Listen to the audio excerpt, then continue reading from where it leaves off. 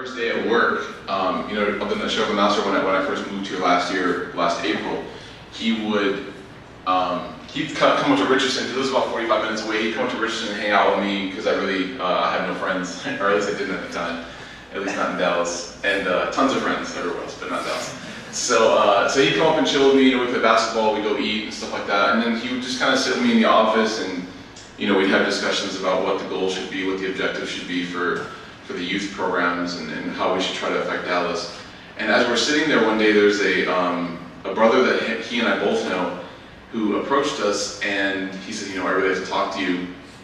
And he knew Sheriff Nasser more than myself, but Sheriff Nasser kind of deferred to me and said, you know, Bill Murphy's here now as the youth director, so maybe you should include him on this conversation.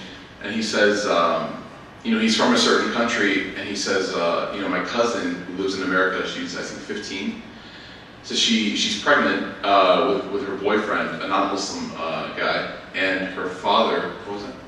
She was pregnant, and then her father was, or he said that her father was trying to book her ticket back to their country so that, you know, she could receive the consequence that wasn't allowed in this country. First day, right? So we're just like, do you want some French fries? We're just like, and we just kind of sat there, and he's like, I don't know what to do. And I said, where's the girl? And he said, she's in the car. And then we kind of like, you know, she didn't feel comfortable coming in and talking about it, so she sat there, and so we kind of gave her some advice. So what I'm trying to tell you is that the situation is pretty bad.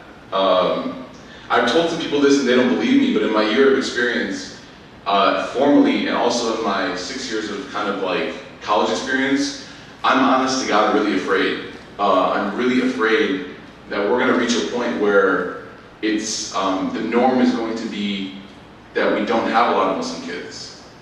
Parents come to me now and say that the number one complaint is, I don't have anyone that my good kid can hang out with. And as much as kind of like a holier than thou attitude as that is, it's becoming the norm. That a lot of the quote unquote like good or practicing children are becoming very, very rare. They're like, you know, very, very, very rare. And so I'm honestly really afraid. There have been many sleepless nights where I've thought about how are we going to fix this problem. There have been many, many, you know, conversations with my wife where I'm thinking to myself, like, I feel like I'm one guy running around with like a cup trying to catch all these raindrops, and I can only catch a few, but I can see the other ones hitting the ground. And so I'm really, really asking all of you to sincerely consider, inshallah, whatever you can, whether it's full-time, whether it's part-time, whether it's volunteer. We need help.